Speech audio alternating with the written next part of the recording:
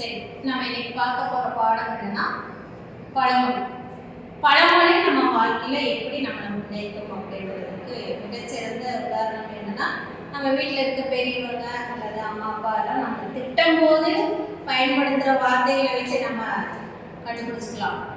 என்னன்னா, ஏதாவது ஒரு வேலை சொல்றாங்க அப்படின்னா, நம்ம அம்மா வந்து நம்மகிட்ட ஏதோ ஒரு கடைக்கு போக சொல்றாங்க அப்படின்னா நீங்க என்ன பண்ணுவீங்க? போக மாட்டீங்க. ஏன்னா மொபைல் ஆல்வேஸ் வந்து உங்க கையிலேயே தான் மொபைல் இருக்கும். மொபைல் தான் உங்களுக்கு பிரதானம் இல்லையா? அப்போ வெளியெல்லாம் எங்கேயும் போக மாட்டீங்க. அப்பா அம்மா என்ன சொல்லி நம்மளை திட்டுவாங்க அப்படின்னு பார்த்தீங்கன்னா, 5ல் வளையாதது 50ல் வளையாது அப்படின்றத சொல்லுவாங்க இல்லையா? அப்படின்னு என்ன, சின்ன வயசுல இருந்தே நம்ம ஒரு விஷயத்தை கத்துக்கல அப்படின்னா பெரியவங்க ஆனாலும் நம்ம அதே மாதிரி தான் கடைபிடிப்போம். சோம்பேறியா இருப்போம். யாராவதுகிட்டையும் ஏதாவது ஒரு உதவிகள் கேட்டுக்கிட்டே இருப்போம் இல்லையா? சுயமா நம்ம செய்ய முடியாது. அப்போ பழமொழிகள் எதுக்கு சொல்றாங்க அப்படின்னா, ஒரு வேலையை நம்ம நேர்த்தியா செய்யணும் அப்படிங்கிறத நம்மகிட்ட குத்தி காமிக்கிறாங்க. அதான் என்ன சொல்றாங்க அப்படின்னா, அந்த சிறப்பெட்டனா நுண்மையும் சுருக்கமும். ஏதோ ஒரு பெரிய விஷயத்த ரொம்ப சுருக்கமா, ரத்தன சுருக்கமா ஒரு வரியில சொல்லி நம்மளை வந்து சிந்திக்கிறதுக்கு தூண்டுறாங்க. இது என்ன அப்படின்னா பழமொழி தான். அவர் சின்ன வார்த்தை தான் இருக்கும், அது நம்மளுக்கு பெரிய தாக்கத்தை உருவாகும். அதனால பழமொழி வந்து தமிழர்களோட வாழ்வியல் வந்து ஒன்றோட ஒன்று கலந்ததா இருக்கும்.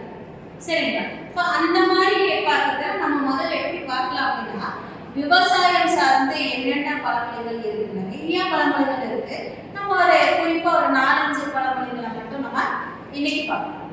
என்னன்னா, கார்த்திகைக்கு பின் மழை இல்லை.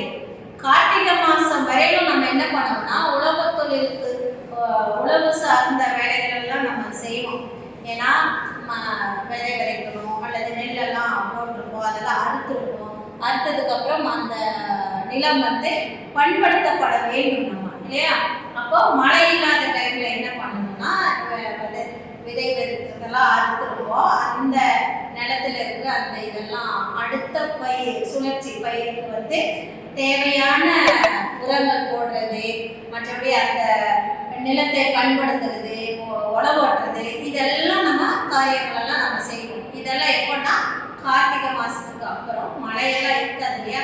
அப்போ அந்த நிலத்துக்குள்ள இறங்கி வேலை செய்யறதுக்கு கொஞ்சம் வசதியா இருக்கும். அதனால இந்த பழமொழியை அடிக்கடி சொல்லுவாங்க. உழவு தொழில் சார்ந்து இருக்கிறவங்க அந்த பழமொழி சொல்லுவாங்க. அடுத்தது, கருவனுக்கு பின் கொடை இல்லை, சாரி காற்றுள்ள போதே குச்சிக்குள் அப்படின்னு சொல்றாங்க. அப்படின்னா நம்மள எல்லாமே சொல்லுவாங்க, இப்ப படி அப்படின்னு, உங்களை படின்னு ஏன் சொல்றாங்க?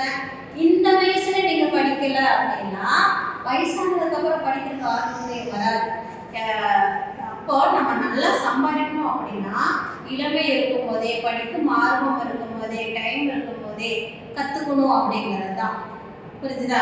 அது போக இப்போ சின்ன குழந்தைங்களெல்லாம் ஒரு 7 வயசு 8 வயசுல இருக்கிற குழந்தைங்களுக்கெல்லாம் பார்த்தோம்னா, சின்ன வயசுலயே வந்து நிறைய லாங்குவேஜ் இருக்குல்ல, நிறைய மொழிகளை கற்றுக் கொடுத்தோம்னா 10 மொழிகளை கற்றுக் கொடுத்தாலும் கற்றுக்க முடியும். அவங்களால நல்லா பேசுவாங்க, நல்லா எழுதுவாங்க, எல்லாமே முடியாது.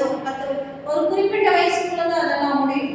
அதை நம்ம பண்ணாம ஒரு 30 வயசு 40 வயசுல ஒரு மொழியை போய் குடிக்கும் பொழுது அது வந்து குடிபடாது, செறிவர பேச முடியாது. ஆனா சின்ன வயசுல அப்படிங்கும்போது ஆர்வமா குழந்தைங்க கத்துக்குவாங்க, அது வந்து சிறப்பானதா இருக்கும். அதனால வந்து விவசாயம் சார்ந்து இருக்க அந்த பழமொழி விவசாயம் சார்ந்து இருக்கும் பொழுதுன்னா, காற்றுள்ள போதே என்ன பண்ண நல்ல விதைகளை வந்து தரமாக தேர்ந்தெடுத்துக்கணும், அதை தூத்தி அப்படின்றத சொல்லுவோம். கர்ணனுக்கு பின் கொடை இல்லை அப்படின்னா, நம்ம கொடை வள்ளல் அப்படின்னு பார்த்தோம்னா கர்ணன் தான் சொல்றோம் இல்லையா? அவனுக்கு பின்னால வந்து கொடை வள்ளல் யாருமே சிறந்தவங்களா இருக்க மாட்டாங்க அப்படின்றத நமக்கெல்லாம் ஏன் அதை சொல்றாங்க அப்படின்னு பார்த்தோம்னா, எப்படி கர்ணன் வந்து மற்றவங்களுக்கெல்லாம் உதவி செய்யறதுக்காக தன்னோட எல்லா சொத்துக்களும் கொடுத்தாங்க, அல்லது கேட்கும் பொழுதெல்லாம் எல்லாருக்கும் மாறி மாறி வழங்கினாங்களோ, அது போல விவசாயி இருப்பாங்க இல்லையா? இவங்கெல்லாம் என்ன பண்றாங்க அப்படின்னா, தனக்கு அப்படின்ற எந்த விவசாய நில பகுதியில் விளைந்த பொருட்கள் எல்லாமே தனக்கு தான் அப்படின்னு இல்லாம மற்றவங்களுக்கு கொடுத்துதவும் பண்புடையவங்க யாரு அப்படின்னா விவசாயம் செய்யற தொழிலாளர்கள் தான். நம்ம ஒரு நாள் ஒருத்த சேர்த்துக்குள்ள இறங்கல அப்படின்னா நம்மளுக்கு உணவு இல்லை. இதுதான் நிதர்சனம். இப்போ நம்ம தங்கம் அந்த நைட்டில் இருக்கிற கம்ப்யூட்டர் அதெல்லாம் சாப்பிட முடியுமா? இல்லை. சாப்பாடு உணவு தான் அதெல்லாம் சாப்பிட முடியும். அது இல்லைன்னா எதுவுமே இல்லை. அதுதான் கண்ணுக்கு பின் கொடை இல்லை அப்படின்னு சொல்றாங்க. அடுத்து பார்த்தோம்னா பருவத்தை பயிர் செய் அப்படின்னு சொல்றாங்க. இது உழவு தொழிலுக்கானது தான். இருந்தாலும் நம்மளுக்கு தான் எப்பப்பெல்லாம் நம்மளால கத்துக்க முடியுமோ அந்த நாட்கள்ல நம்ம கத்துக்காம போயிட்டோம் அப்படின்னா பின்னால அது கத்துக்கிறதுக்கு ஆர்வம் இல்லாம இருக்கும், நிறைய சிரமம் இல்லாம இருக்கும், பொருளாதார தடைகள் நிறைய இருக்கும், வயசு ஒரு தடையா இருக்கும், இதெல்லாம் இருக்கும். அதனாலதான் எந்தெந்த டைம்ல எதெல்லாம் பண்ணணுமோ அதெல்லாம் கண்டிப்பா நம்ம பண்றதுக்கு தகுதியுடையவங்களா ஆக்கிக்கணும் அப்படின்னு சொல்றாங்க. ஆனா பயிர் செய்யறது எப்படி அப்படின்னா எல்லாரும் இப்ப எல்லா நாட்களிலுமே ஏதாவது பயிர் செய்யறாங்க, சரியா? ஆனா அந்த காலத்துல எல்லாம் நம்மளோட நிலப்பகுதி எப்படி இருந்துச்சு அப்படின்னு பார்த்தோம்னா 5 வகை நிலங்கள் இருக்கு, 5 வகை காலங்கள் எல்லாம் நம்ம பிரிச்சிருக்காங்க. எதுக்காக இந்த காலங்களை எல்லாம் பிரிச்சிருக்காங்க அப்படின்னா இந்த நாட்கள்ல மழை காலம்னா சேமிச்சு வச்சதை சாப்பிடணும், அடைமழையா இருக்கும். அதுக்கப்புறம் பனிகாலம்னா அதுக்குரிய விவசாய நிலத்துல என்னென்னலாம் பண்ணணுமோ அதுதான் நம்ம பண்ணணும். அதுக்கப்புறம் வர அறுவடை காலம்னா அறுவடை செய்து அதை சேமிச்சு வைக்கணும் அல்லது மற்றவங்களுக்கு பயன்படுத்த கொடுக்கணும். அப்புறம் வெயில் காலம் வந்துருச்சு, கோடை காலம் வந்துருச்சுன்னா கடுமையான வெயில் தாக்கம் இருக்கும் இல்லையா? அந்த காலத்துல என்ன பண்ணணும், அந்த நிலப்பகுதியில அதாவது வெயிலா இருக்கிற பகுதியில ஒன்றும் செய்ய முடியாது. அப்போ குளிர்காலத்துல இருக்கிற பொழுதெல்லாம் சேமிச்சு வச்சதெல்லாம் நம்ம பயன்படுத்தணும். இதெல்லாம் எங்கிருந்து நமக்கு எடுத்துக்கிறோம் அப்படின்னு பார்த்தோம்னா இந்த பருவத்தை பயிர் செய் அப்படின்ற ஒரு பழமொழிகள் இருந்து நம்ம எடுத்துக்கலாம். அடுத்து பார்த்தோம்னா அகல உழுதலும் ஆழ உழுதலும்.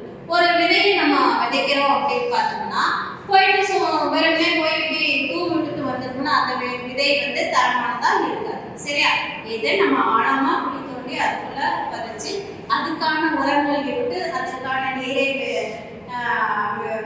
நீரை செலுத்தி அதுக்கப்புறம் அதை விளைவிக்கிறோமோ அதனுடைய பயன் பல மடங்கா இருக்கும். அது தனக்கு மட்டும் இல்லாம தன் ஊருக்கும் சேர்ந்து அது பயனுடையதா இருக்கும். இதுதான் உண்மை, சரியா? அப்ப விவசாயம் சார்ந்து அப்படிங்கும் போது அவங்களுக்கு மட்டும் அல்ல, அவங்க மற்றவங்க நலனை மனசுல இருந்துதான் எல்லா வேலைகளும் பண்றாங்க அப்படிங்கிறத நம்ம படிக்கிறோம்.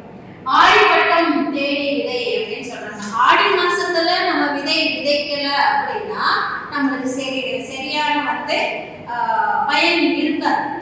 ஆடி மாசத்துல விதைக்கல அப்படின்னா அந்த விதை தரமானதா இருக்காது, தண்ணி இருக்காது, மழை இருக்காது, மழைப்பொழிவு இல்லாததுனால என்ன சரியான வளர்ச்சி இருக்காது, இதெல்லாம் இருக்கு. அப்போ ஆடி மாசத்துல என்னென்னலாம் பண்ணுவோம், அதுக்காக நம்ம ஆடி மாசம் இப்படி விழாவே கொண்டாடி விருந்து வச்சு அந்த ஆடி மாச இதை நம்ம வரவேற்கிறோம். அதுபோல விளையும் பயிர் முளையில் கண்டு. இப்போ ஒரு விதை விதைக்கிறோம் அப்படின்னா அது முளைக்கும் பொழுதே அது தரமானதா, நல்ல வீரியம் இருக்குதா, நல்ல பயன் தருமா அப்படிங்கிறது தெரியும். நம்மளை சின்ன பொங்கலையெல்லாம் சொல்றாங்க அப்படின்னா சின்ன வயசுல நீ எதுவுமே கத்துக்காம ஊதாரித்தனமா இருக்கிறாங்க அப்படின்னா இப்பவே உங்களோட நடவடிக்கையெல்லாம் நாங்க பார்த்துட்டு தான் இருக்கோம். நீ பெருசானாலும் நீ இதே போலதான் இருப்ப. அப்போ என்ன பண்ணணும் அப்படின்னா இப்போ கத்துக்க வேண்டிய வயசுல நீ எல்லாமே கத்துக்கிட்டேன்னா தான் உனக்கு வருங்காலத்துல உனக்கான பலன் அதிகமா கிடைக்கும் அப்படிங்கிறத நம்ம பர்சனலா எடுத்துக்கலாம், விவசாயத்துக்கும் எடுத்துக்கலாம், சரியா? அப்போ அந்த ஊடு பயிரா அல்லது களை எடுக்கணுமா இதெல்லாம் எடுக்கணும் அப்படின்னா அந்த பயிர் முளைக்கும் பொழுதே நம்மளுக்கு தெரிந்துவிடும், சரியா? அப்போ தண்ணி ஊற்றணுமா அல்லது உரம் போடணுமா அல்லது அதை எடுத்துட்டு வேற பயிர் அந்த இடத்துல நெட்டி வைக்கலாமா அப்படின்றதெல்லாம் எதுனா அது முளைக்கும் பொழுதே நம்ம கண்டுபிடிச்சிக்கலாம், சரிங்களா? சரி, இதே பழமொழியில அடுத்த தலைப்புல வேறொரு பகுதியை பற்றி பார்க்கலாம். பழமொழிகள் தான் பார்க்கணும். அடுத்த தலைப்பு என்ன அப்படிங்கிறத அடுத்த பழமொழியில சொல்லுவோம், சரியா? நன்றி, வணக்கம்.